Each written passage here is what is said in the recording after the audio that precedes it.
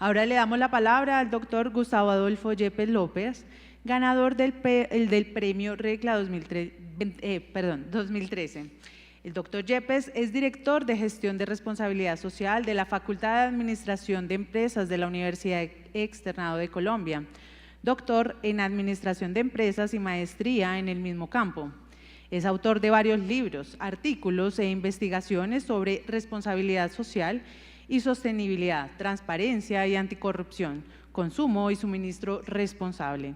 Actualmente se desempeña como presidente del capítulo latinoamericano de la Iniciativa de Principios para la Educación Responsable en Gestión del Pacto Mundial de las Naciones Unidas 2015-2017. El doctor Yepes es coordinador de Bob Lab externado de la red global Bob, miembro del Comité Context 180, presidente del Comité Académico del Centro Regional de Apoyo al Pacto Mundial de las Naciones Unidas para América Latina y el Caribe. También es miembro del Comité Editorial de la revista Responsabilidad y Sustentabilidad y colaborador del Observatorio de Responsabilidad Social Empresarial RSE en España. Escuchemos ahora su conferencia, La adecuada política de responsabilidad social y empresarial contribuye a la paz en nuestra sociedad.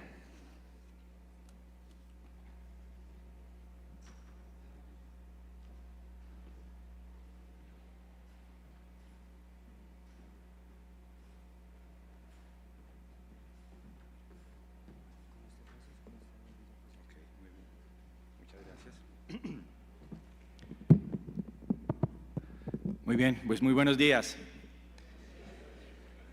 Pues en primer lugar un agradecimiento al doctor Alan por esta gentil invitación y por supuesto a todos ustedes por acompañarnos en esta mañana soleada que es extraña en Bogotá. Bueno, tengo una tarea muy interesante que me adjudicaron para el día de hoy, es poder entender la relación que existe entre la empresa y la paz. Entonces voy a darme aquí a la tarea de tratar de responder a esta pregunta. Espero que ustedes me puedan ayudar y al final podamos tener algunos elementos claves que nos permitan entender si la empresa al final va a contribuir o no a esa anhelada paz que todos estamos esperando. Entonces la pregunta sería si una adecuada política de responsabilidad social empresarial puede contribuir a la paz. Y para eso, es que no sé si estoy marcando bien. ¿Está funcionando? Bueno, creo que sí estoy marcando bien. En primer lugar, me gustaría que nos pusiéramos en situación y piensen en su casa, en su familia, que están ustedes tranquilos, disfrutando, estando con su familia, con sus mascotas, muy tranquilos en su casa, y de un momento a otro, de manera abrupta y violenta, llegan algunos hombres armados y los sacan de su casa. Simplemente piensen por un solo instante lo que eso podría ser. Generalmente no nos pasa por la cabeza porque vivimos muy cómodamente en nuestras ciudades sabiendo que nos cuidan. Pero ¿qué pasaría en ese caso? Que tendríamos que salir corriendo. Muchas veces nos darían solamente unas pocas horas o unos pocos días para irnos con lo que tenemos en las manos. Por lo menos tenemos algo con lo que contar, que es con nuestras propias vidas, pero no queda absolutamente nada más. Entonces quería que comenzaran pensando en eso. Yo no sé si estoy pasando, me están pasando, no sé si tengo control. ¿Me están pasando? Ok, voy a intentar a ver si puedo, estoy yéndome para atrás y luego me voy para adelante. Ok, ya parece que lo tengo. Muchas gracias. Esa situación que les acabé de mencionar, que nos parece impensable, la sufren más de 100 millones de personas en el mundo. Estamos hablando de 100 millones de personas. Aquí tenemos unas cifras que nos pueden llamar la atención. Cada 20 minutos en el mundo están desplazando a una persona de su hogar. Es decir, que mientras leemos esto, una persona está siendo desplazada en este momento en el mundo. Es una situación, digamos, bastante difícil para gran parte de las personas. Pero no nos quedemos en el mundo en general, podemos venir a nuestro país. Estas son cifras del 2023, veremos más adelante más actualizadas. Y podemos estar viendo que más del 17% de nuestros conciudadanos han sufrido desplazamiento. Casi 9 millones de personas. Y todavía el 10%, 5 millones, se halla en situación de desplazamiento, es decir, no han podido regresar a ese sitio que tanto querían y que siguen añorando. Esto, digamos, tiene implicaciones importantes porque tendrían que pensar uno cuando se va de su casa, ¿qué hace? ¿Cómo va a comenzar a resolver sus problemas de alimentación, de poder llevar las condiciones mínimas a su familia? Y aquí tenemos cifras de las oportunidades que pueden tener las personas que han sido víctimas de la violencia. Este estudio es del año pasado, de la FIP, y lo que nos está mostrando es que, si ustedes pueden ver, solamente las empresas contratan al 12% de las víctimas del conflicto, solo un 12%.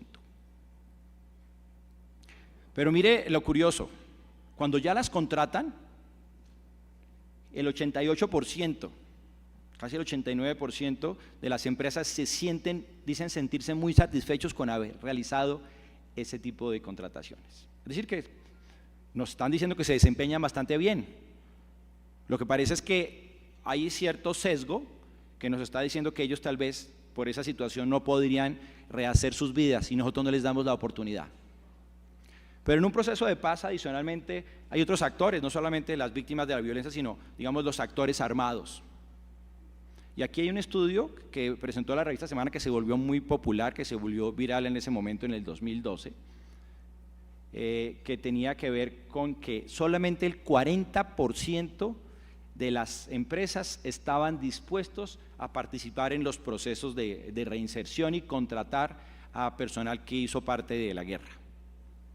Solo el 40% de los empresarios, es decir que iniciar un proceso de estos de alguna manera implica mucha restricción y falta de oportunidades importante. Pero podíamos creer que durante todos estos años la situación ha cambiado y podíamos ser mucho más conscientes de esta situación. Y en el mismo estudio de nuestros amigos de la FIP encontramos que menos, no es el 40%, se redujo el 37.7%. ¿Estoy haciendo algo yo acá? No soy el culpable. Solamente el 37%. ¿Qué significa? Que se ha reducido un poco ese interés todavía de dar esa oportunidad a las personas que de una manera, después de un proceso, de manera voluntaria, han decidido reincorporarse a la vida civil. Y eso de alguna manera pues nos tiene que llenar de preocupación, porque significa que las condiciones y las bases necesarias para poder lograr esa paz duradera y estable que todos estamos esperando, pues es difícil de lograr. No recuerdo qué sigue, señores. Siempre las ayudas son buenas para que uno no dependa exactamente de la memoria. Y entonces ahora la pregunta sería que si es posible, a pesar de esas condiciones y de ese entorno, las empresas sí pueden contribuir con la paz. Y voy a intentar responder a esa pregunta. No les puedo asegurar que lo haga, espero, si no, ustedes me puedan disculpar. Pero como se pueden imaginar, no es una tarea fácil. Vamos para eso a tener la siguiente agenda. Vamos a comenzar a hablar un poquitín acerca de las teorías de la paz para tener algún marco de referencia que nos permita poder entender un poco cuál es esa condición. Luego vamos a hablar de la responsabilidad de la empresa, tema que he tenido que abordar durante muchísimos años de mi vida. Bueno, no tantos como se imaginarán, soy muy joven. Y luego trataré de abordar si existe una relación entre lo uno y entre lo otro, para que luego miremos en ese contexto colombiano si efectivamente podemos encontrar casos particulares de la vida real que nos permitan entender si es posible este logro tan anhelado por todos. Entonces comencemos sin más preámbulos a lo que es la teoría de la paz. Digamos, La paz es un concepto realmente complejo y realmente difícil, aunque es muy usado por todo el mundo y en toda la historia de la humanidad. Ha acompañado la historia de la humanidad porque el ser humano está lleno de conflictos, incluso de manera personal. E incluso por eso se habla de la paz interior, ¿no? De la paz personal. Porque muchas veces nos encontramos incluso incómodos con nuestros mismos pensamientos, con nuestras mismas sensaciones y emociones. Pero este ha sido un debate importante porque el mundo se ha construido a partir de la guerra. Y precisamente las definiciones de la paz están construidas con base en lo opuesto, en la ausencia de guerra, en la ausencia de conflicto, en la ausencia de actividades que son dañinas. Y diferentes personalidades y hasta las reinas de belleza están esperando la paz mundial, como recordarán. Y entonces lo que estamos hablando aquí es científicos que desde su perspectiva están pensando que la paz se debe resolver a través del pensamiento y la relación con las personas, con su entendimiento. También los filósofos, los literatos, que de alguna manera lo plantean en términos, digamos, en bellos términos literarios. La paz es la única batalla que vale la pena librar. Digamos, ahí ustedes ven una contradicción evidente, pareciera un oxímoron dentro de este relato del señor Camus. O incluso los activistas que han hecho cambios significativos en el mundo, que dice que la paz no es solo la ausencia de guerra, sino la presencia de justicia.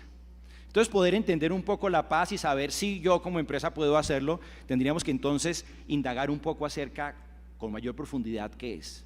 No necesariamente tenemos que irnos, no sé, a los griegos o a los romanos, sino que podríamos comenzar a ver cuál es la teoría contemporánea acerca de la paz. Y esta comienza hace relativamente poco, en el inicio del siglo XX, posterior, vamos en el 17, finales de la Primera Guerra Mundial, que comenzaron entonces los teóricos a poder definir qué es eso de la paz. Y aquí, por supuesto, ustedes encontrarán muchísimas perspectivas. Voy a resumir algunas como las más importantes que nos permitan entender un poco cómo ha evolucionado eso de la idea de la paz. Hay un personaje al que admiro mucho que se llama el señor Kenneth Baldwin. El señor Kenneth Baldwin es un economista inglés, pero es un economista muy particular, es un economista diferente porque su base son la teoría general de sistemas. Él quería entender un poco cómo podríamos vivir en un mundo que fuera sostenible. Y saca un libro que es realmente interesante, que se llama La nave espacial llamada Tierra. En su libro él plantea que hay dos alternativas. Una alternativa es la economía del cowboy, del vaquero, o la otra es la economía del astronauta. Dice el cowboy, como un vaquero en el oeste de los Estados Unidos, ¿qué es lo que requiere? Más gente, tener más hijos, tener más amigos, traer más personas para explotar esas enormes tierras y poderlas hacer productivas.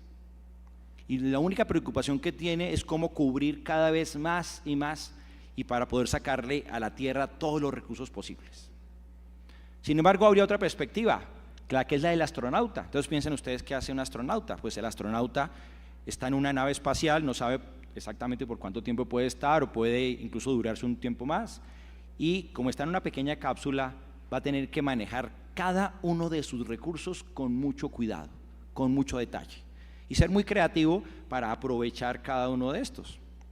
Y entonces él dice, tal vez no nos hayamos dado cuenta, pero nosotros los seres humanos vivimos en una pequeña nave espacial que va por el universo y que nunca, absolutamente nunca, vamos a salir de ella.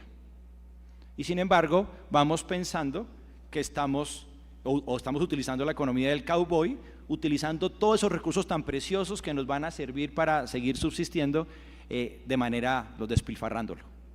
Y entonces dice una frase muy interesante que dice que quien crea en un crecimiento económico ilimitado tiene que ser un loco o un economista. Y este señor entonces comienza a hablar de la paz, porque él cree que dentro de esa nave espacial uno de los elementos fundamentales es la gobernanza. ¿Cómo nos vamos a poner de acuerdo para vivir dentro de esa nave espacial? ¿Cómo manejamos ese tipo de recursos? Y uno de los elementos es la paz, el entendimiento. Y él propone entonces que la paz es la ausencia de la guerra, la ausencia de la violencia, donde se pueda superar ese conflicto. Y esa ha venido siendo una de las teorías, digamos, más importantes acerca de la paz, y donde muchas personas, y aún todavía lo creen digamos, lo defienden, especialmente desde la perspectiva norteamericana, de que la paz es la búsqueda de resolver los problemas a través de la violencia. Sin embargo, aparece un señor que es noruego, el señor Galtung, no sé bien cómo se pronuncia el señor Galtung. Digamos, es el más importante referente acerca de los temas de paz. Y él comienza a advertir que si bien el cese a la violencia es un tema interesante que tenemos que resolver, se pueden presentar otro tipo de situaciones.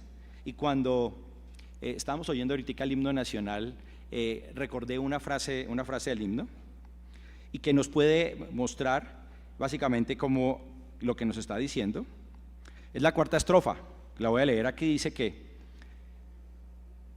a orillas del Caribe hambriento un pueblo lucha, horrores prefiriendo a pérfida salud. Es un poco lo que advierte el señor Galtung.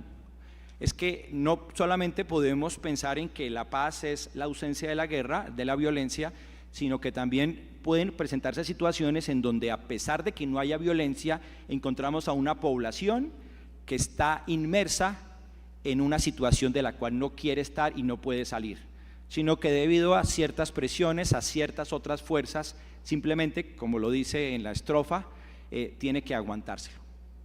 Entonces él decía que si en el siglo XVII estuviéramos pensando en que alguien se muere de, no sé, ¿cómo se llama? Una enfermedad, esta dosferina o algo así por el estilo. Entonces, pues en ese momento no habían otras alternativas y pues no podíamos pensar que es violencia, es simplemente una situación que se nos presenta y que le puede pasar a cualquiera. Pero que en estos momentos una persona se muera de una enfermedad que es prevenible y que tenemos controlada desde hace mucho tiempo, eso sí es considerado violencia. Y esas personas que se encuentran en esa situación, pues de alguna manera están sufriendo de otro tipo de violencia. Entonces él plantea que la paz se puede dividir en dos tipos. Y él dice que la paz que plantea el señor Kenneth Baldwin se refiere a una paz que es negativa. Solamente le quitan una parte, digamos, le quitan la parte de la violencia, pero que dejan otra, y él por eso habla de la paz positiva. Que esa paz positiva consistiría en asegurar que las personas no solamente sufran de violencia física, sino que también de alguna manera tengan unas condiciones de su entorno y de su contexto que les permita vivir una vida digna y una vida plena, donde las personas puedan desarrollarse sus potencialidades y al final puedan vivir en armonía entre sí. Sin embargo, a pesar de lo importante de esta teoría, y mientras los norteamericanos siguen pensando un poco en la paz negativa, en España, en el 2001, viene un señor que se llama Miguel Muñoz. El señor Muñoz, bueno, es Miguel, es Francisco, perdónenme ustedes.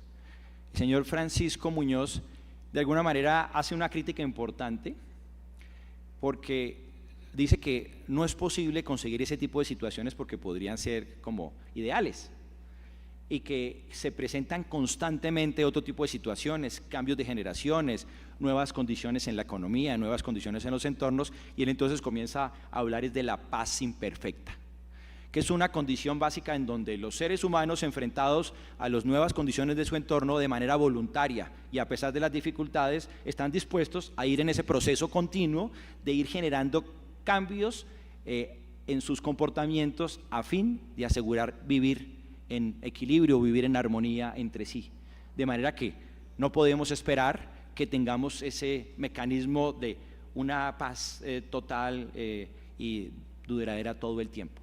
Y ese es el que está más aceptado en la actualidad.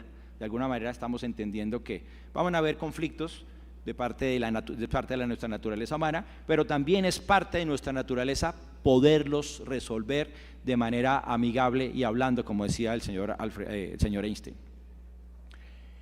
También recientemente, en los últimos años, han retomado ideas debido pues a las condiciones que ya no están ocultas para nosotros, ya son evidentes, los problemas del cambio climático que ha generado calentamiento global y los problemas que vamos a ver ahorita en la COP XVI en Cali, con los graves problemas de la biodiversidad.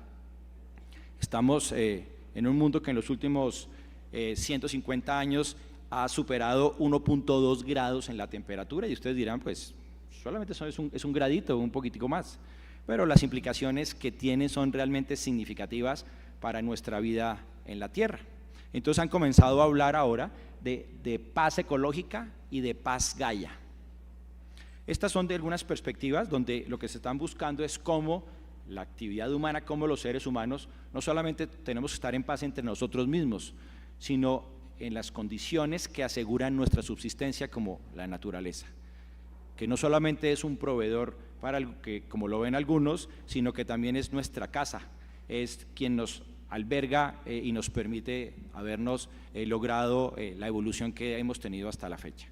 Entonces, la paz ecológica está mucho más concentrada en cómo resolvemos ese tipo de conflictos con la naturaleza que tenemos en la actualidad y cómo podemos superar esa lógica economicista de que la naturaleza es un insumo más para producir cada vez más y volver eso inmediatamente basura. Y la otra viene de un señor que se llama James Lovelock.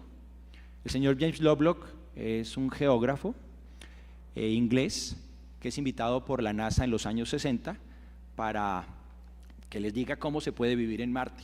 Y entonces dice, para vivir en Marte pues tengo que ver es cómo hacemos para vivir en la Tierra.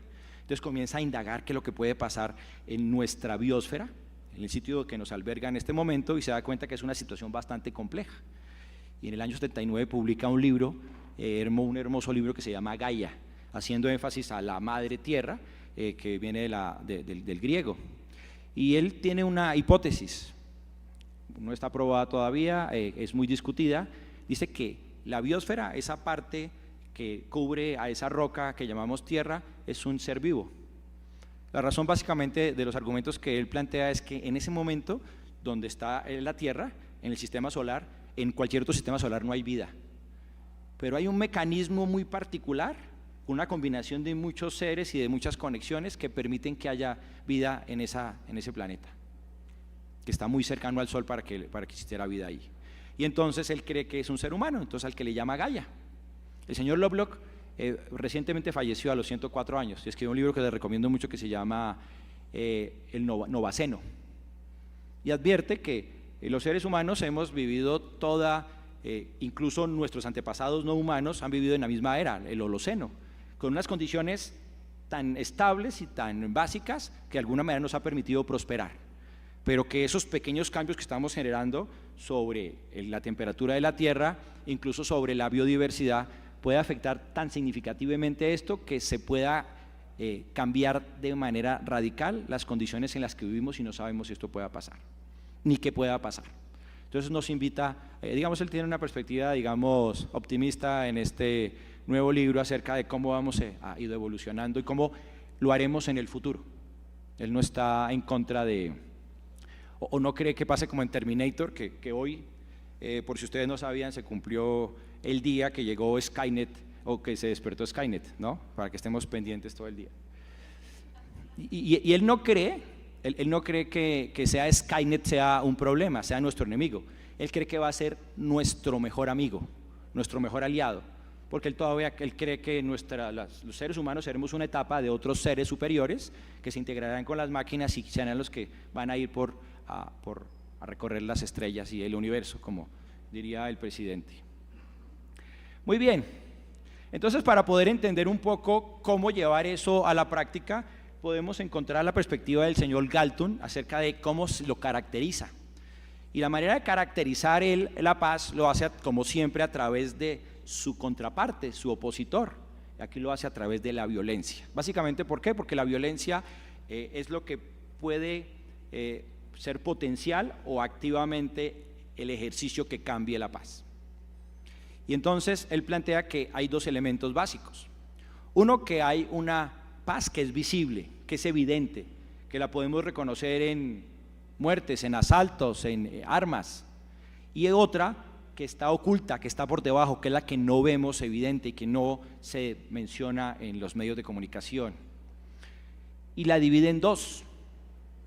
Una que es la violencia estructural, que es una violencia que está atado a las instituciones, a las condiciones que los seres humanos hemos construido y que de alguna manera segregan a unas personas y las mantienen, por ejemplo, en la pobreza o en la exclusión.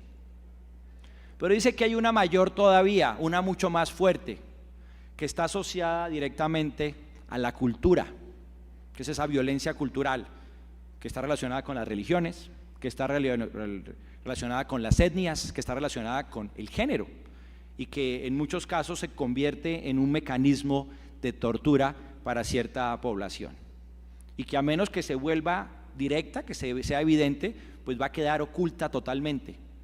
Y eso es lo que al final él comienza a plantear en términos positivos, de tenemos que conseguir algo que sea acumulativo, tanto una paz negativa, cómo resolver esos problemas de violencia, pero también es una paz positiva, cómo resolver esos problemas estructurales que no le permiten a todas las personas prosperar por igual. Y como dice el secretario de las Naciones Unidas, estamos dejando a muchos de nuestras personas, de nuestra población en el mundo atrás. Algunos vivimos en pleno siglo XXI con todas las comodidades que nos ha traído la ciencia y la tecnología, pero muchas de las comunidades de nuestros países o del mundo entero viven como en el siglo XVII o incluso en la era postcolonial. Y entonces las actitudes, las presunciones, los sesgos comienzan a volverse elementos fundamentales también que tienen que resolverse a través de también condiciones culturales, como no discriminar a las personas por sus gustos, sus preferencias o su religión. Muy bien, entonces con esto simplemente quería plantear un poco la teoría de la paz, que nos permitiera establecer qué es lo que dicen los teóricos al respecto. Ahora iremos al siguiente punto, que tiene que ver con la responsabilidad de la empresa.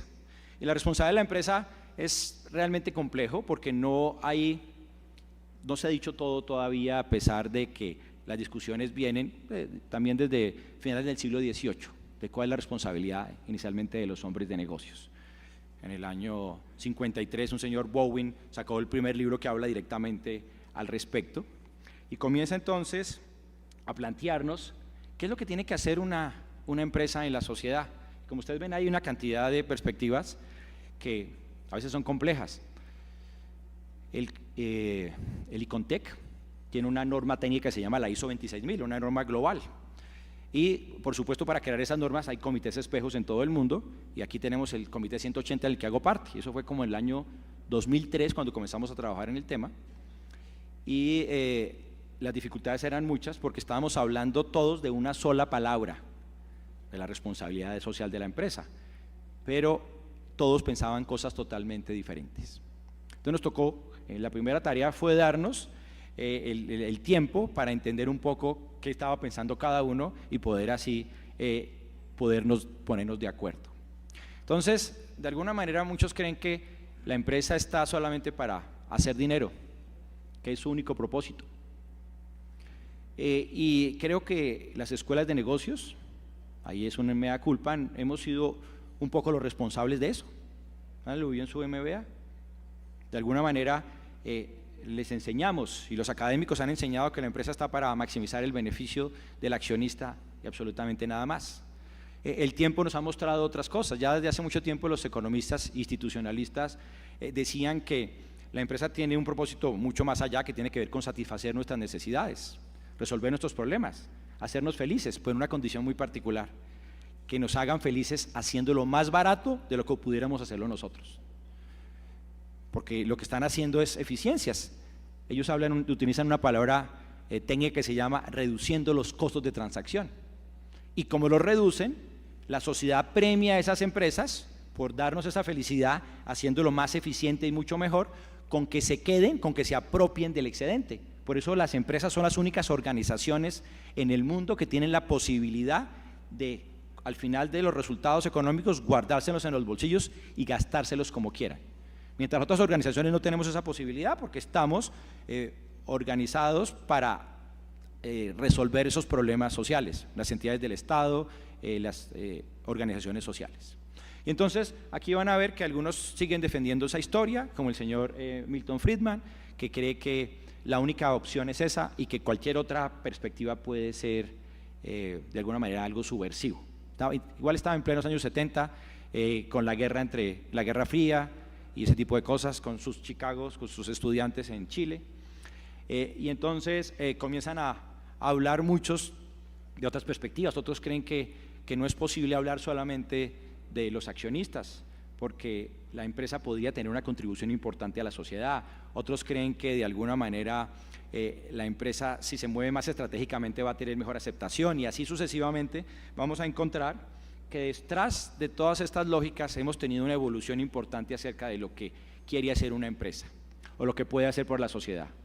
Y una de esas primeras cosas que puede hacer una empresa por la sociedad tiene que ver con el regalar cosas, que es la visión tradicional. Es decir, la visión tradicional es algo filantrópico, es decir, una empresa realiza sus actividades productivas, se vuelve muy eficiente, vende sus productos y luego de los beneficios que le queda está dispuesto a ofrecérselo a muchas personas o a ancianos o a cualquier situación de calamidad para mostrar, digamos, su buen corazón.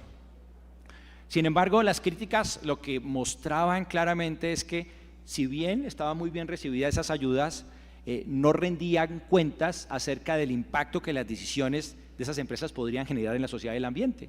Yo podría contaminar de una manera importante y regalar simultáneamente cuadernos para niños pobres. Y entonces se comienza a hablar desde los años 90 que la responsabilidad de la empresa no está en lo que regala, no está en la plata que le sobra, está en el proceso de toma de decisiones y el impacto que ese proceso de toma de decisiones genera en la sociedad y en el ambiente. Así que esa es nuestra tarea, por ejemplo, en las escuelas de negocios, formar a nuestros gerentes para que entiendan que sus decisiones no solamente tienen implicaciones adentro, para vender más o para ser más eficiente, sino que cada vez que toman una decisión, afuera pasa algo. Si venden más, hay más contaminación. Si son más eficientes, hay más desempleo. Entonces que tienen que equilibrarlo de una manera. Y ahora en los últimos años lo que hemos encontrado es que esa responsabilidad de la empresa se ha extendido. Y se ha extendido de una manera tal que ya el empresario no solamente es responsable de las 4 paredes que él opera, sino que se extiende a toda su cadena de suministro hacia adelante o hacia atrás. Es decir, que es responsable también por las decisiones que pasen dentro de su cadena de proveedores o su cadena de distribuidores, incluso con el producto. Y cada vez la legislación está siendo más fuerte al respecto. Ya estamos hablando que el productor es el responsable del producto, es responsable de sus materiales. Y comienzan a haber legislaciones como recientemente vimos del plástico de un solo uso y cómo son responsables de los empaques. Europa está siendo muy exigente al respecto. Desde el año pasado hay una ley de debida diligencia en derechos humanos y empresas que obliga a las compañías que están en Europa, inicialmente en Alemania, a verificar lo que pasa en sus cadenas de suministro, no importa lo largas, no importa lo opacas y no importa lo complejas, porque si se presenta alguna situación de violación de derechos humanos o de medio ambiente, ellos serán cómplices y serán acusados por la ley. Por supuesto, entonces, como ven, esto es tan dinámico que no sabemos qué pase dentro de unos pocos años, y la responsabilidad de la empresa entonces será mucho más fuerte, será mucho más tal vez más exigente. El superintendente de sociedades recientemente, o el año pasado, a final del año pasado, sacó una circular que se llama 0010, que invita a los empresarios que son vigilados y supervisados por la Super a reportar sus desempeños no financieros de manera voluntaria, aunque pues digamos en términos técnicos es obligatorio hacerlo, y él dice que espera no tener que tener ningún tipo de sanción respecto a los empresarios. Muy bien, entonces estaremos esperando, que es lo que estaremos construyendo hacia adelante, esa responsabilidad de la empresa. Muy bien, y esa responsabilidad de la empresa está asociada ahora también al cumplimiento de esos objetivos que todo el mundo tiene, de esos objetivos de desarrollo sostenible que las Naciones Unidas en pleno 193 países se comprometieron en el año 2015. El 25 de septiembre del año 2015, todas las naciones que hacen parte de las Naciones Unidas se comprometieron con estos 17 objetivos y con 169 metas, y a cumplirlos para el año 2030. El secretario de las Naciones Unidas presentó los resultados en septiembre del año pasado, o sea, esperamos que este año en un mes va a haber una reunión de líderes y posiblemente muestre cuáles van a ser los avances durante este año, pero los resultados no son, digamos, prometedores. Sabemos, por ejemplo, el tema del agua va a ser muy difícil de cumplir. Se espera que todo el mundo tenga acceso a agua potable y a saneamiento básico. Y en la actualidad tenemos, simplemente para que tengan una cifra de las dificultades para el incumplimiento, hay más de 800 millones de personas que no tienen acceso al agua, o sea, no consumen agua. Tienen que buscarla de una manera muy difícil. 2.000 millones de personas consumen agua contaminada, incluso con heces. Y 3.000 millones no tienen acceso a sistemas de abastecimiento de agua potable y saneamiento básico. Y está claro que no lo van a tener porque es realmente costoso. Entonces estamos en esa tarea de cómo las empresas también pueden contribuir acerca de esos objetivos de desarrollo sostenible y no solamente, digamos, mostrando que contribuyen y poniendo los loguitos y las cajitas de los ODS, como algunos ya reconocen que asociándole a la palabra de greenwashing, el SDG washing, sino cómo hacen acciones concretas para transformar sus organizaciones y contribuir de una manera mucho más decidida con la sociedad y con el ambiente. Muy bien, y cada vez entonces encontramos que hay una serie o se establecen una serie de mecanismos, de indicadores que les están diciendo a las empresas cómo tienen que desempeñarse y cómo tienen que controlar sus procesos internos. Y estos están asociados a 7 elementos que son fundamentales acá. Esto es obligatorio en Europa desde el año 2021 para las empresas que tienen más de 250 empleados y, como les dije, en Colombia para las empresas vigiladas y supervisadas es todavía voluntario. Desde el año 2012, en la cumbre de Río +20, se propuso dentro de un documento que se llamaba El futuro que queremos, en el parágrafo 47, que se hiciera vinculante este compromiso de las empresas con el desarrollo sostenible, es decir, que no fuera algo solamente voluntario.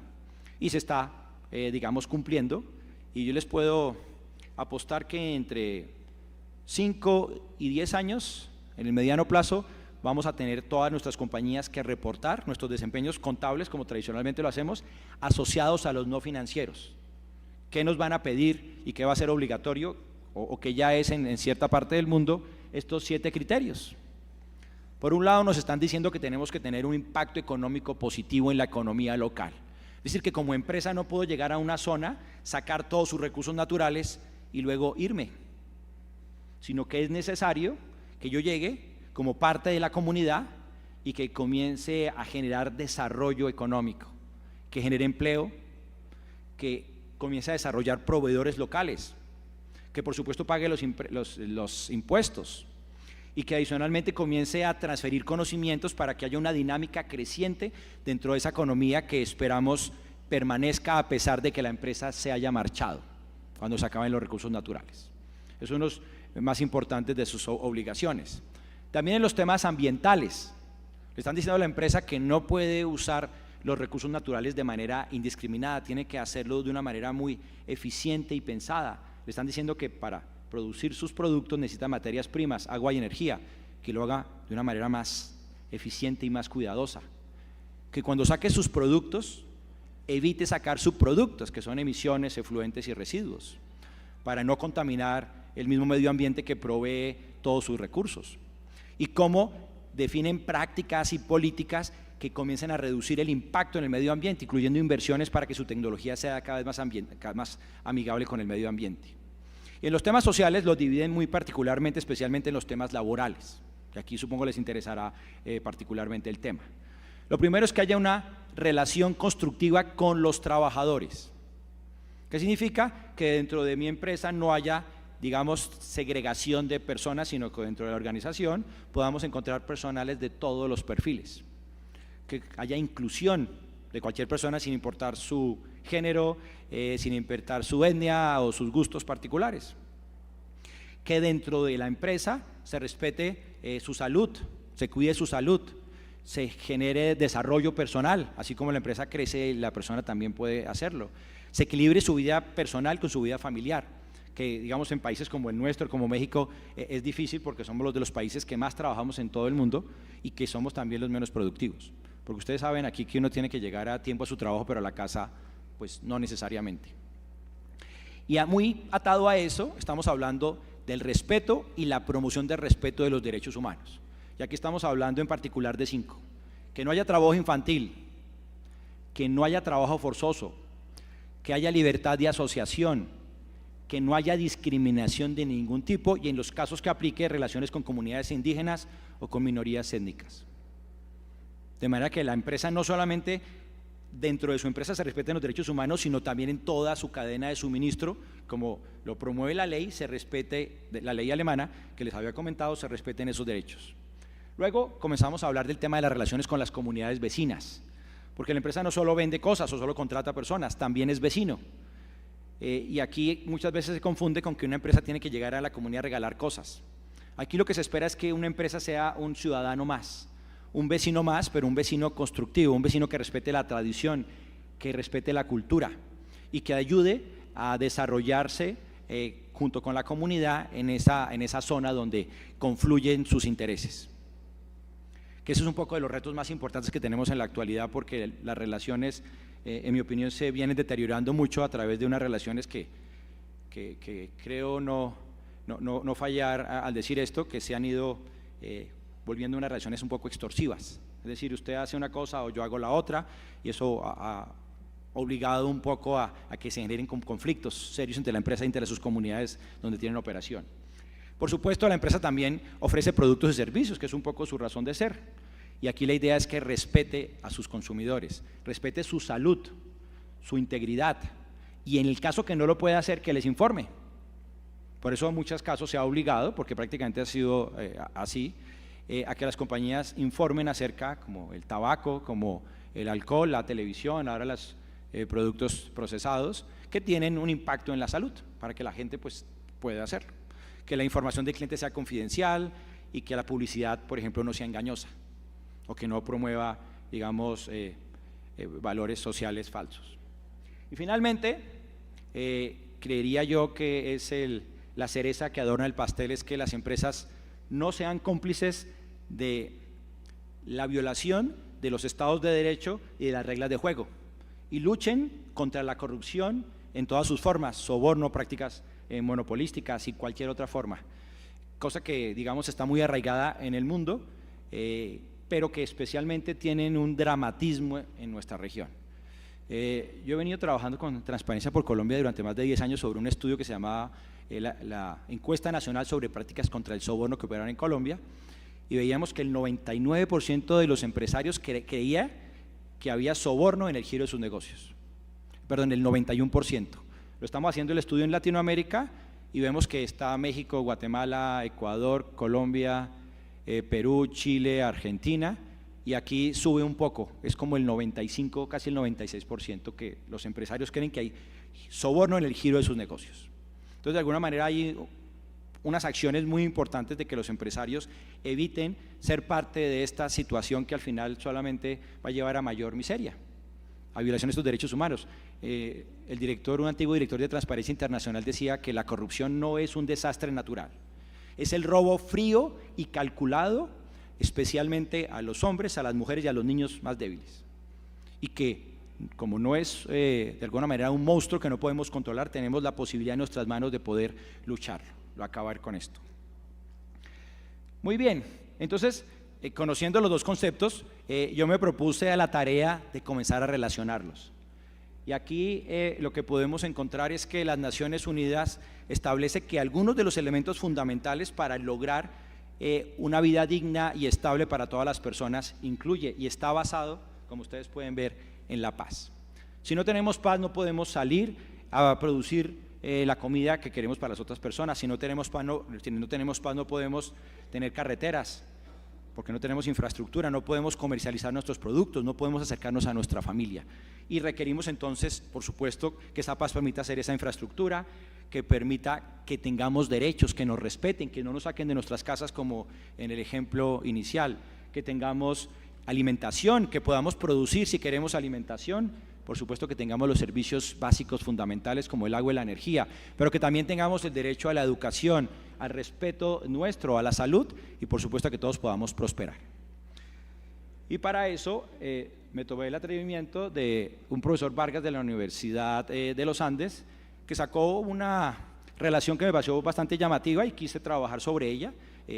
Como académicos es nuestra labor construir sobre lo construido, ir en hombros de gigantes, como dice en el Google Academics. Necesitamos ir siguiendo construyendo, y aquí entonces me di cuenta de unas relaciones muy interesantes que proponía el profesor Vargas. Entonces él decía que directamente a la violencia directa podíamos hablar que las empresas deberían respetar los derechos humanos y no ser cómplices. ¿Qué ha pasado? Ustedes han visto, e incluso en este país han sacado a compañías por ser cómplices en este tipo de ejercicios. Y que de alguna manera necesitan entonces ir mucho más allá, y como hablan muchos estándares internacionales, como el del señor John Ruggie, que usted adicionalmente pueda respetar y en el caso de que haya alguna falla, pueda resarcir el daño con las diferentes comunidades. Y eso es lo que al final la empresa puede hacer, evitar que se presenten esos hechos o resarcir los daños que se lleguen a presentar. Es decir, que la relación directa con los criterios internacionales de sostenibilidad está en el tema de los derechos humanos, en el respeto y la promoción del respeto de los derechos humanos. Cuando vamos directamente ya a la paz positiva, lo que vamos a encontrar es que, ¿se acuerdan de la parte económica? No podemos alimentar las economías ilegales o contribuir con la corrupción. Las compañías se deben a los estados de derecho y que de alguna manera puedan generar esas oportunidades económicas que habíamos visto, ¿no? Generar empleo, emprendimientos y generar crecimiento y una dinámica económica que favorezca a la comunidad. También, por supuesto, fortaleciendo el imperio de la ley, y ahí le sumé yo, es poder contribuir a esa justicia climática y el cuidado del medio ambiente que todos estamos necesitando. Entonces aquí tendríamos relación con unos impactos directos en los temas económicos que habíamos hablado, el tema de gestión ética, del cuidado del medio ambiente y por supuesto de las comunidades vecinas en donde se ve inmersa la compañía. Y finalmente en el tema de violencia cultural. Aquí, adicionalmente, las compañías deberían tratar de evitar reforzar esos perjuicios de género o de etnia que se pueden presentar, porque como ustedes han visto, la publicidad es un mecanismo muy efectivo para que la gente pueda comprar, pero también es muy efectivo para que la gente comience a discriminar, a segregar a otras, a verlas diferentes simplemente porque no cumple con los estándares establecidos dentro de esa misma publicidad. Y entonces aquí la idea es que la publicidad sea un mecanismo para promover esa coexistencia y la resolución de conflictos pacíficos. Y aquí estamos hablando de los criterios laborales y de los consumidores de los que habíamos hablado. Entonces, si ustedes se dan cuenta, todos los criterios de responsabilidad social que el mundo le exige a las empresas en la actualidad pueden estar relacionados con la paz y con cada uno de los, digamos, de la estructura de la paz que ya estuvimos viendo anteriormente y en la cual se puede contribuir. Incluso tenemos la posibilidad, ahora no me pasó, ¿me ayudan por favor? Para atrás. Ok, entonces aquí está. No, perdónenme, voy para atrás. Y lo podemos asociar directamente con los objetivos de desarrollo sostenible. Entonces ustedes pueden ver con la violencia directa, el objetivo de desarrollo número 16, paz, justicia e instituciones sólidas. Puse el 17 en todos porque el 17, digamos, es transversal, que es el de alianzas, porque lo más importante es poderlo hacer todo entre conjunto para lograr, digamos, fortalecer nuestros esfuerzos. En el de violencia estructural, aquí tenemos el de pobreza, el de hambre, el de salud, el de educación, el de género, y encontramos también el de desigualdades, que es el 10.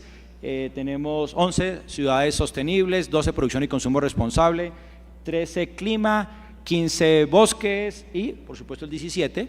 Y finalmente vemos que para la violencia cultural estamos hablando del 8 trabajo decente y crecimiento económico, el 12 producción y consumo responsable y el 17.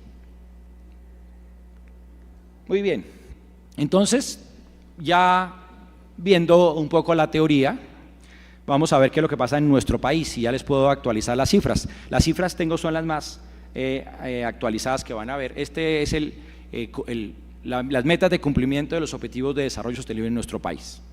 Para que ustedes puedan ver aquí el del agua. Colombia espera, para el agua que habíamos hablado, que el 90.3% en el 2009 teníamos el 90.3% de acceso al agua potable de la gente y se espera que el 100% esté en el 2003. Los datos muestran, yo tengo un programa que se llama Caracol Sostenible, el sábado, los invito a que lo oigan el sábado a las 11 de la mañana, 100.9, que valga la cuña, Alan, perdón, que vamos a hablar de agua precisamente. Entonces invitamos al encargado de agua de la UNICEF y nos contó que se requieren invertir 5 veces lo que se está invirtiendo en la actualidad para poder lograr esos niveles.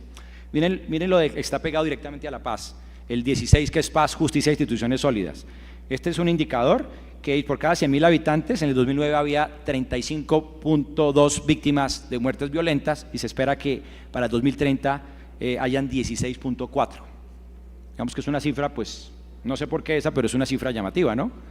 Me parece que 16.4 muertes violentas por cada 100.000 habitantes, pues no es una meta tan esperada. Y miren los datos entonces de este estudio, es el último informe que sacó el tema de la unidad de víctimas, que es el de junio de 2024, es el más reciente. Y aquí unos daticos para que podamos entrar en contexto de cómo está nuestro país al respecto y cómo lo que ya vimos lo podemos ir aterrizando. Ya no es el 17, sino el 18.4% de la población colombiana, que son más de 9 millones de personas, casi 10, han sufrido violencia, ha sido, digamos, parte de las cifras estadísticas. El 18% son mujeres y el 30% tiene alguna connotación de población étnica. De esa población étnica, 33% son afrocolombianos, 36% raizal, 97% palenquera, 25% de la población indígena y el 25% de los gitanos. Entonces vemos que hay unos grupos étnicos que casi todos, o un porcentaje importante, sufren de violencia. Entonces ya podemos ir analizando los temas de violencia que habíamos visto. ¿Quiénes? Por edades, especialmente los adultos entre los 29 y los 60 años, pero también primera infancia, los niños. Miren que el 42% son los adultos, después sigue los jóvenes con un 22% y las personas mayores con el 13%. Y este es el acumulado. Miren ustedes, para las víctimas, por cada año, el año 2023 aumentó de una manera importante, 2024 pues no ha terminado, pero está en 91.000 y llevamos los 9 millones de víctimas que les había comentado. Y aquí comenzamos a hablar de los homicidios, específicamente los que hay. Estos son las víctimas directas e indirectas. Digamos, la víctima directa es la que le pegan el tiro y la indirecta es su familia. Y entonces tienen números importantes y también de desapariciones forzadas, que en otros países se sorprenderían con estas cifras que tal vez para nosotros se han ido normalizando, porque tal vez nuestros corazones se han ido insensibilizando a través de los años con las cifras. No, es que cuando es una cifra no nos dice mucho. ¿Dónde están residiendo las víctimas? Un porcentaje importante es España, Estados Unidos, Ecuador, Canadá, Chile. Muy bien, entonces quería, digamos, que esto lo pudiéramos aterrizar si es verdad, y me puse en la tarea y tuve la fortuna que recordaba muchos casos, no solamente tuve que buscarlos, y encontré este se llama Condimentos Putumayo. Yo conocí al señor Rodrigo Trujillo en el 2013. En el 2013 tuve el honor de dirigir una iniciativa que se llamaba Colombia Responsable en Corferias. Entonces me encargaron de ese proyecto y como parte del proyecto decidimos hacer un concurso para las compañías, las empresas que contribuyeran más con la sostenibilidad. Yo había dejado ya las cartas firmadas, quedaron a entregarlas a los ganadores del concurso.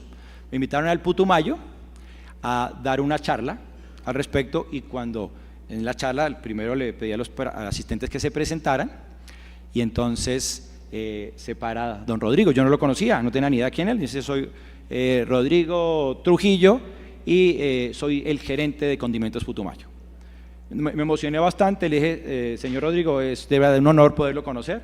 Yo no podría decir esto porque tenía que esperar a que dieran el visto bueno para mandar la carta, pero yo le dije, yo ya firmé su carta, señor Rodrigo, y usted ha sido el ganador del premio de Colombia Responsable del año 2013.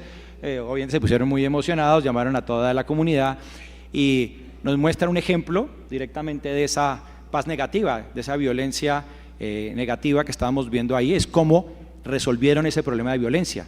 En el año 2000, en proceso de paz con todos los actores armados que se presentaron en ese momento en el gobierno del expresidente Andrés Pastrana, comenzaron a hacer todo el tema de sustitución de cultivos.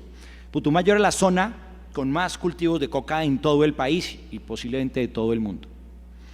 Y obviamente estas personas vivían en una zozobra importante, como ellos lo manifiestan, y decidieron, porque no es fácil, hay que tener mucho valor para cambiar, y comenzaron entonces a cambiar los cultivos ilícitos y a sembrar pimienta, palmitos, y ahora tienen una cantidad de productos impresionantes. Tuvieron un apoyo interesante por parte del gobierno nacional, pero también de la empresa privada, porque comenzaron entonces a darle asistencia técnica para lograr vender a compañías tan importantes como Wok. Toda la pimienta que ustedes van a comer cuando van a comer a Wok, o todos esos productos tan ricos que venden allá, pues muchos vienen del Putumayo, vienen de esta comunidad. Ahora tienen más de 180 trabajadores que hacen parte de esta comunidad y que ahora son empresarios prósperos y que ya no dependen de una actividad ilícita como es la coca para vivir, y por eso ya no los persigue la policía, los soldados, los paramilitares, los guerrilleros y demás actores armados que los mantenían en vilo todos sus días, y ahora pueden vivir en paz a través de una actividad productiva que les permitió poder satisfacer sus necesidades básicas, y ahora un poco más porque es una empresa bastante próspera. También durante la pandemia tuve la oportunidad de conocer, me pidieron hacer un caso con el señor Mohamed Yunus, que es el Premio Nobel de Paz con el que tenemos un proyecto, y él estaba muy interesado en los proyectos de paz en nuestro país. Él ha sido Nobel de Paz, por supuesto, ese es uno de sus más importantes intereses, y tuve la oportunidad de conocer a Martín Batalla. Martín es un excombatiente que tuvo que enfrentar una situación difícil en la implementación del proceso de paz. Como ustedes saben, desde 2016 pues eso no ha cuajado del todo, y ellos pues tenían que seguir comiendo. Entonces utilizaron los recursos con los que contaban, que eran esas máquinas de coser que usaban para hacer la ropa y para hacer todos los materiales de intendencia que necesitaban en su momento en la guerra, y hacer lo que sabían hacer. Y decidieron entonces montar una empresa.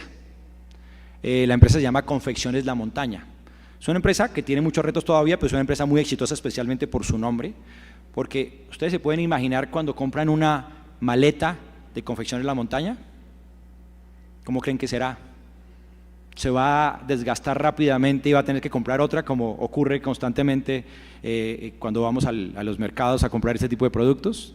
Las maletas de ellos son totalmente resistentes, las hacían para la guerra, así que no las podían cambiar constantemente, y tienen estas mismas características de calidad. Venden sudaderas, están en Anorí, en Antioquia. Tienen un grupo de mujeres que trabajan allá, o la mayoría son mujeres. Las mujeres son mejores para coser que los hombres, entonces pues se prefieren las mujeres. Y esta es una foto muy interesante. Miren lo que estaban diciendo ahí. Eso es de su Instagram. Hace 5 años nos encontrábamos así en el departamento de Antioquia. Hoy se preparan para llevar el evento más importante de la moda en Colombia, de toda Latinoamérica, que es Colombia Moda. Y van por todos lados. Fue difícil trabajar con Martín porque se la pasaba viajando por todo el mundo consiguiendo apoyos y haciendo que su empresa fuera cada vez más competitiva. Esperamos que cada vez lo haga y que pueda generar muchísimos más empleos y permitirle a estas personas que vivían en la violencia, como lo están haciendo ahora, vivir en paz. Y esperamos que se pueda hacer, porque pues obviamente estos procesos están ahorita en problemas serios. También, este señor no lo conocí, pero me pareció una historia muy interesante, el señor Juan Antonio Urbano. Él es boyacense, entonces la tierra de las esmeraldas, y él allí pues dice que lo cogió la fiebre de las esmeraldas, plena violencia de las esmeraldas, ¿ok?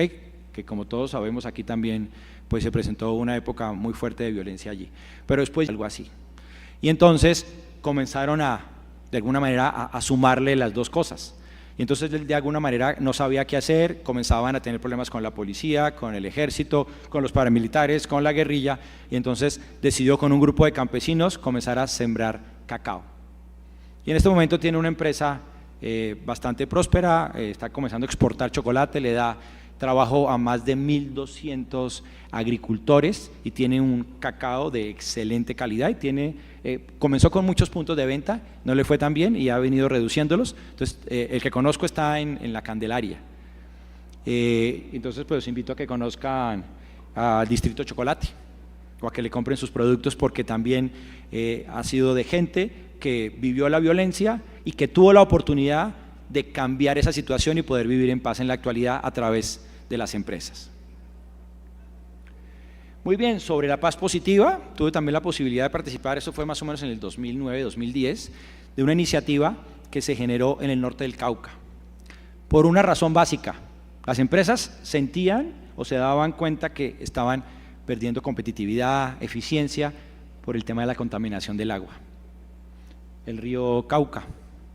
Y la gente se enfermaba, no llegaba a trabajar y demás, dijeron que tenemos que hacer acciones concretas, hablaron con el gobierno local, gobierno nacional y comenzaron a trabajar de una manera conjunta. Estas empresas hacían parte de todos los incentivos que sacó el gobierno con la ley PAES, de la zona franca ahí del norte del Cauca, de Caloto, Guachené, después del incidente que se presentó en el 96 del río PAES. Entonces decidieron aprovechar ese tipo de iniciativas para comenzar a convocar a toda la comunidad, para convocar a otras compañías, al gobierno nacional, a comenzar a desarrollar las condiciones necesarias de empleabilidad y de emprendimiento que permitiera a todas esas comunidades de la zona poder resolver esos problemas de violencia que se presentaron. Y las empresas comenzaron a construir entonces las condiciones estructurales, servicios públicos, relacionamiento entre las personas, que las autoridades pudieran operar, de manera que esta zona comenzó a ser una especie, digamos, de isla y de oasis de paz dentro de un conjunto de violencia importante que está en el Cauca y que aún pues persiste, pero aquí las oportunidades laborales y la capacidad adquisitiva de las personas les ha permitido mantenerse alejados de todos esos procesos de paz y esperamos que así, de esos procesos de guerra, perdón, y que esperamos que así se mantengan. Recientemente con el proceso de paz también muchas compañías que ustedes pueden ver ahí, Sodexo, Sura, Bancolombia, Nutresa, especialmente compañías paisas, llamaron o respondieron el llamado de en su momento el gobernador Fajardo para que comenzaran a trabajar en este tipo de procesos de paz y montaron algo que se llama Alianza Soluciones. Y es un ejercicio donde todas estas compañías comienzan también a establecer todas las condiciones estructurales, todas las condiciones institucionales y de infraestructura que permita a las comunidades en Antioquia, ya están yendo a otras regiones porque les ha ido muy bien, generar unas mejores condiciones que les pueda permitir trabajar con sus emprendimientos y también tener empleo digno e incluso muy bien remunerado. Esta alianza sigue creciendo de una manera interesante, está atendiendo a una cantidad importante de personas porque cada vez son empresas muy poderosas que tienen una capacidad de impacto importante.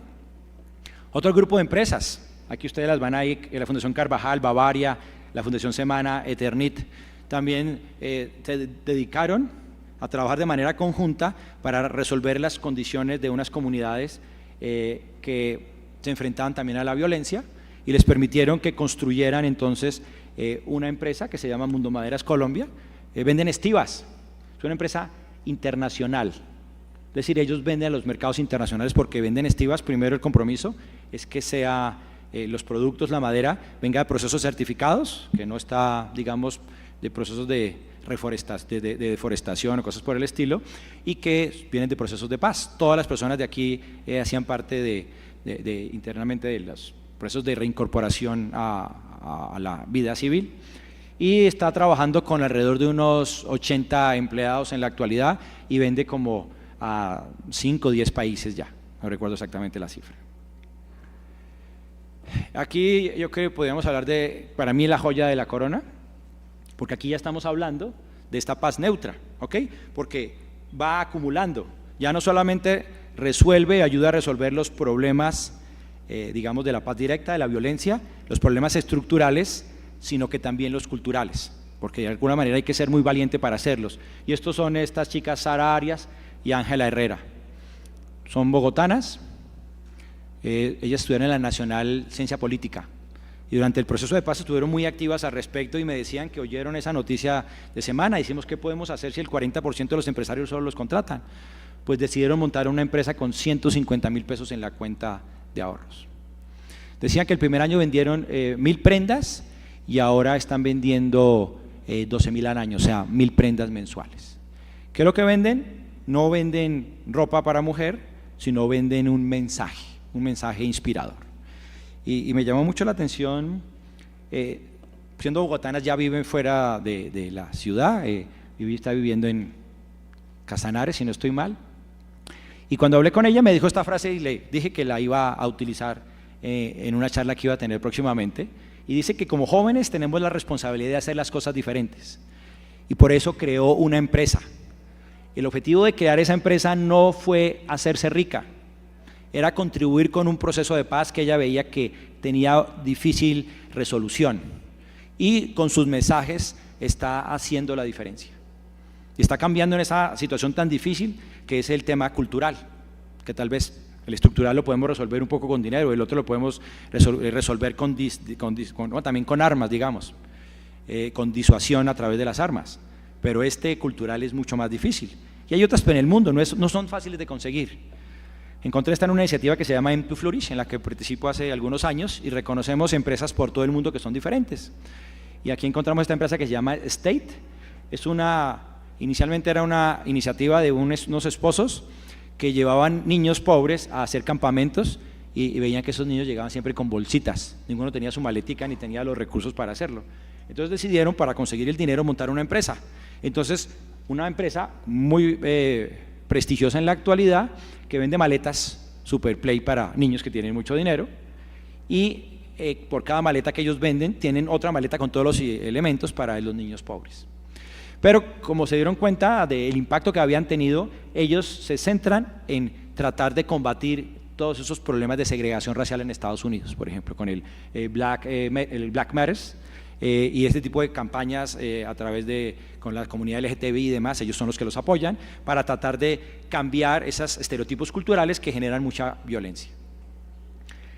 Y así ustedes pueden ver otros ejemplos. Aquí quería que ustedes vieran y se dieran cuenta por sí mismos, por ejemplo, esta app que sacaron en una compañía en Estados Unidos de educación, que sacó un aplicativo, pero no para vender a otras comunidades, sino para presos. Entonces los presos ahora tienen la posibilidad de estudiar a través de los aplicativos, incluso unas tablets especializadas para ellos. Entonces, ¿cuál creen ustedes que se refiere directamente a esta violencia? Les voy a la tarea. Tenemos a estos señores en Filipinas que comenzaron a hablar entre quienes se peleaban por religión, a hacer unas reuniones de café para que comenzaran a hablar, y ahora trabajan de manera conjunta en una empresa que vende café a muchas partes del mundo. Y tenemos entre otras en Colombia, esta cerveza La Trocha, también está La Roja, que son empresas que los excombatientes de las FARC, después del proceso de paz, han venido realizando, y que han constituido productos que son bastante ricos. Les recomiendo las dos cervezas, son bastante buenas, y que les ha ayudado a estas personas a cambiar esa situación tradicional que vivían de violencia a ser empresarios prósperos y comprometidos con un proceso de paz duradero. Muy bien, entonces con estos ejemplos quería mostrarles que esa ida de la casa tan dolorosa se puede convertir también, a través de experiencias como las que vivimos acá, una posibilidad de real, de volver nuevamente a encontrar sus casas, a estar con su familia, a poder vivir tranquilamente y en paz. Así que podemos ver básicamente que a través de esos ejemplos esperamos que sea la inspiración, sea un catalizador para que muchos otros, cada uno de ustedes, piense que puede también, a través de las empresas, poner su marca acá y contribuir con que haya una paz duradera en nuestro país, así esta sea imperfecta. Muchas gracias.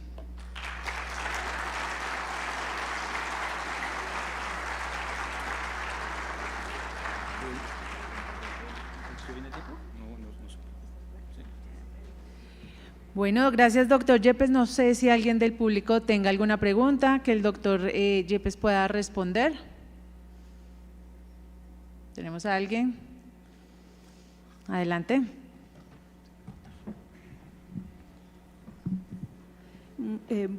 Muchísimas gracias por la exposición y muchísimas gracias a Nebre por este evento tan importante.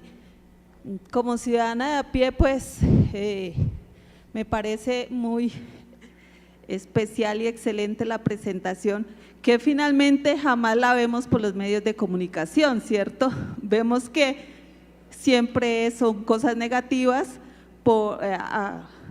en contra de la paz que se quiere lograr.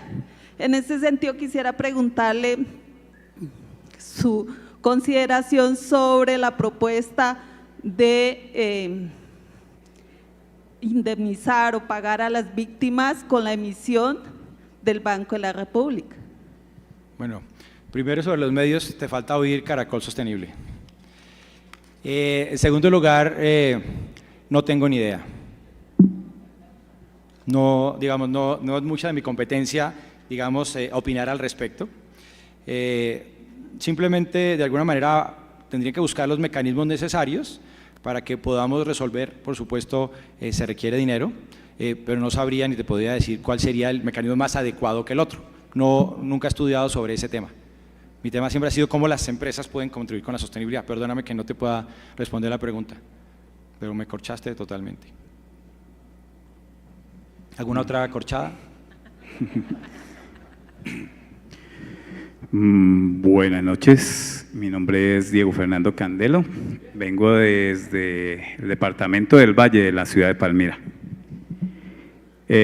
Una de mis mayores inquietudes que se está viendo ahorita a nivel de Colombia y el mundo es un tema que se está hablando, que es sobre el decrecimiento económico. ¿Qué tanto se ha proliferado esa presunción para el decrecimiento económico aquí en este país? Gracias. Bueno, David me corchó, no mentiras. Muchas gracias por la pregunta. Bueno, desde hace 2 años exactamente, de septiembre, hace 2 años, se volvió muy popular ese concepto por que la exministra de Minas y Energía, la doctora Inés Vélez, lo mencionó en el primer evento con las empresas de energía. Yo esa noche quiero confesarles que yo no dormí, porque nunca me había imaginado que iba a oír ese concepto ya en la realidad y menos en mi país, porque eso que hablábamos que pasaba iba a ser con nuestros hijos y demás. Aquí no ha tenido mucho eco, básicamente y especialmente porque creo que hay un malentendido al respecto y a veces creo yo, es una especulación mía, pero no es con de muy buena voluntad. Básicamente, para explicarles un poquitico acerca del concepto, tiene que ver con que desde los años 70 el MIT hizo un estudio. Ese estudio que le recomendó, o lo que lo hiciera el Club de Roma, a saber hacia dónde iba el mundo, encontró que si seguíamos como seguíamos, con una población creciente, con un mayor uso de recursos de esta población, comenzaba y que esos recursos iban a ser mal utilizados, íbamos a llegar a un colapso. Utilizaron un software en ese momento que era muy difícil de conseguir. Había solo un computador en Boston y la gente tenía, o sea, lo costoso era alquilar el computador. Sacaron 11 diferentes escenarios y en todos concluían, diferente periodo de tiempo, que iba a haber un colapso de la civilización y que iba a ser tan grave que solamente después de 100 años, después de 2100, se iba a estabilizar, pero iba a dejar a la comunidad, digamos, pobre como en el siglo XVIII. Y eso generó obviamente un escándalo importante, criticaron mucho al MIT y de ahí salieron varias propuestas. Una se llamó el estado estacionario de un señor que se llama Germán Dalí. El estado estacionario lo que plantea básicamente es que no fueran a crecer más ciertos países para que le permitieran a otros que aún necesitaban las condiciones necesarias de infraestructura y recursos para darle a su población que lo pudieran hacer. Los que más estuvieron en contra fueron los latinoamericanos, especialmente desde Brasil, un señor que era polaco que se llamaba Ignacy Sachs, y él sacó un nuevo concepto, digamos una contraparte que lo llamó el ecodesarrollo. Y luego, mucho más adelante, vino un señor que se llama, es francés su nombre, Latouche, no sé, me perdonarán mi francés. El señor Latouche comienza a utilizar una palabra, él dice que es un eslogan, que se llama el decrecimiento. Ellos no están de acuerdo con el desarrollo sostenible porque creen que el desarrollo sostenible es como un oxímoron. Es una llave o es una cerradura que puede abrir que es abierta por cualquier llave y que se contradice a sí misma. Y ellos creen que en el 2000, que es una cifra comprobada, se acabó el petróleo, llegamos al cenit del petróleo, al punto máximo de extracción del petróleo y solamente ya queda lo que podemos sacar. Y con una cantidad de menos población, una baja de la tasa de la natalidad de solamente 9.000 personas para el año 2050, nos tendríamos que enfrentar a una situación de decrecimiento. En un mundo que está obsesionado con el crecimiento sería una total catástrofe. Y entonces ellos proponen una manera diferente de vivir, pero cuando hablan de decrecimiento no se refiere como muchos. De hecho, hice una entrevista al respecto y el personaje que entrevisté utilizó, digamos, como un ejemplo que me pareció muy desafortunado, y él dijo que hagan de cuenta que el decrecimiento es que hay una familia que tiene muchos hijos y un par de hijos es muy próspero y tiene mucho dinero y los otros hijos no, entonces ellos se ponen envidiosos y le piden a los papás que no los dejen ser ricos y que le quiten sus recursos. Y tengo que tener claro que el Señor nunca leyó al menos un solo poquito de lo que era el decrecimiento. Lo que ellos plantean básicamente es que cambiemos nuestras formas de vida ahora, antes de que esto sea ineluctable, que es la palabra que ellos utilizan. Pero este crecimiento, como lo llama un señor que se llama Tim Robbins, no solamente sea material, que es el que estamos concentrándonos en este momento, sino que haya otro tipo de crecimiento, como está pasando también en Europa. Las personas trabajan en España los viernes hasta las 2 de la tarde. Aquí seguimos trabajando el domingo, a que tengan más tiempo con su familia, que más tiempo a dedicarse a otro tipo de cosas. De manera que ciertos países comiencen a seguir creciendo y prosperando de una manera no económica, mientras le permiten a esa capacidad de recursos, de la capacidad de recursos naturales limitados que tenemos, que los usen otros países. Para que ustedes puedan mirar básicamente por qué no podemos ser todos ricos, solamente miren la herramienta de la huella ecológica. Todos los años sale, ya ahorita a finales de julio salió el día del sobregiro de la Tierra. Entonces, esa herramienta lo que hace es medir todo lo que gasta la gente en promedio. Y si usted ve países europeos, estos pequeños principados, gastan sus recursos en febrero. Y el mundo los está gastando más o menos en junio o julio. En el año 70, acabamos los recursos el 28 o el 30 de diciembre. O sea que estábamos, digamos, utilizamos todos nuestros recursos. Ahora utilizamos más de los que tenemos. ¿Por qué creen ustedes que podemos seguir viviendo utilizando tantos recursos? Es básicamente porque mucha gente tiene que dejar de consumir para que nosotros sigamos viviendo como vivimos. Entonces vamos a tener que cambiar la lógica. Lo que plantean ellos es que la lógica no sea un crecimiento material, sino un crecimiento más espiritual, personal, y que les permita a las personas desarrollarse y que le permita a otros países comenzar a generar también ese crecimiento material que es necesario pues para una vida digna, hospitales, carreteras, ese tipo de cosas. Espero haber resuelto su pregunta del decrecimiento. Así que no le tengan miedo, digamos, son alternativas. Cualquiera le puede gustar, mucha gente se va a comunidades en transición. Saliendo por La Vega, en San Francisco, hay una comunidad, ellos compraron una tierra, ellos producen su propia comida y los excedentes que generan lo hacen para tener la salud y ese tipo de cosas, pero ellos viven ahí como tranquilos, alejados de, digamos, de la televisión, de los medios y ese tipo de cosas. Entonces, digamos, son alternativas de vida que posiblemente, si seguimos como estamos, vamos a tener que tomar todos a la fuerza. Señor Yepes, muy buenos días, gusto en saludarle. Usted ha basado en unos temas su disertación, voy a tratar de preguntarle unos pocos. El desarrollo sostenible para las empresas de ahora que se están reduciendo poco en su nómina y en su planta física, ¿apoyarán en el futuro el desarrollo sostenible? Usted también dice que el agua en el futuro será oro y lo estamos comenzando a ver lamentablemente con los racionamientos en Bogotá principalmente y en otras partes del país. Usted dice que la corrupción se ha enquistado tanto que ya es parte del paisaje y de los temas cotidianos. Lo estamos viendo ahora, lo hemos visto con Odebrecht, lo estamos viendo ahora con la unidad de gestión del riesgo, etcétera, etcétera. Pero entonces, ¿todo eso va a tener solución o continuaremos con todos esos temas sin solución alguna, doctor Yepes? Esta está más difícil su pregunta, está más corchadora porque, por supuesto, no tengo la respuesta. Quienes me conocen saben que no soy muy optimista.